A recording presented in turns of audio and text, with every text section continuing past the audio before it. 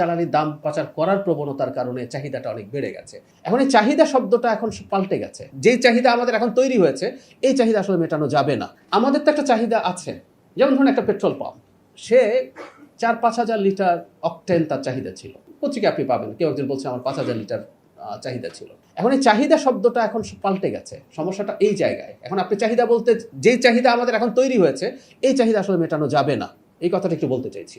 এখন এটা আসলে চাহিদা না, এটা আসলে আমাদের ট্রু চাহিদা না। আমাদের তো ভেহিকেলগুলো চলার জন্য, আমাদের সেচের জন্য কি পরিমাণ ফিউলের চাহিদা আছে সেটার জন্যই কিন্তু আমরা জ্বালানি সংরক্ষণ থেকে সাপ্লাই সব কিছু ডিপেন্ড করেছে। সমস্যা হচ্ছে হঠাৎ করে আমাদের এমন একটা প্যানিক তৈরি হয়েছে যে প্যানিকটা কন্টিনিউ করছে, অথবা জ্বালানির দাম কম থাকার কারণে যেটা পাচার হওয়ার বা পাচার করার প্রবণতার কারণে চাহিদাটা অনেক বেড়ে গেছে। সেই জন্য বলছি যে ওই চাহিদাকে যদি আপনি বেস ধরেন তাহলে আসলে চাহিদা এটা মেটানো যাবে না।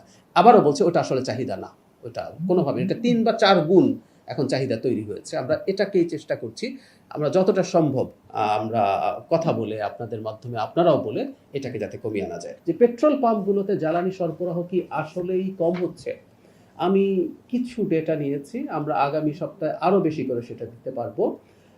পিডব্লিউডি স্পোর্টস ক্লাব আসাদগেট একটা পেট্রোল পাম্প, এপ্রিল 2025, খেয়াল করবো, অকটেন 3,15,000 লিটার অকটেন সাপ্লাই করা হয়েছিল।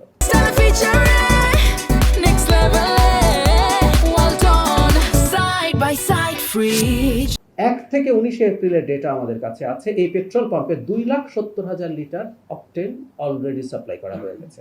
খেয়াল করুন, 3,15,000 ছিল এপ্রিল 2015 পুরো মাসে, আর এই 19 দিনেই 2,70,000 লিটার এখানে সাপ্লাই করা হয়েছে।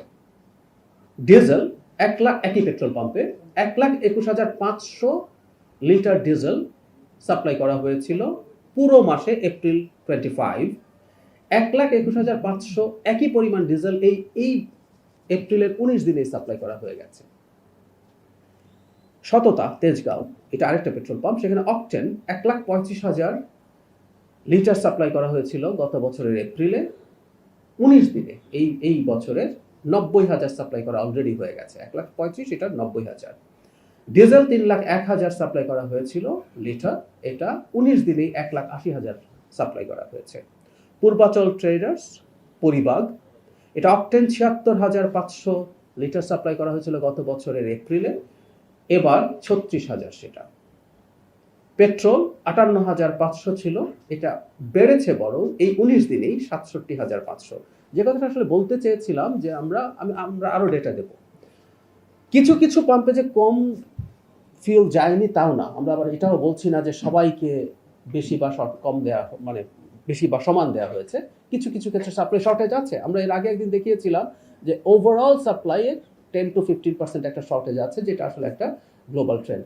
আমি যেগুলোর নাম বললাম সেগুলোতেও যদি আপনি যান, যেখানে সাপ্লাই বেশি আছে সেখানেও লাইন দেখবেন। এই বেশিটা বলার কারণ হচ্ছে এটা, এখন ডিমান্ড আগে যা ছিল তার 3-4 গুণ ডিমান্ড তৈরি হচ্ছে, এবং অনেকে আমাদের আবারও বলতে চাই যে এক ধরনের প্যানিক বাইং হচ্ছে। এই কারণেই আসলে এই সংকটটা চলছে।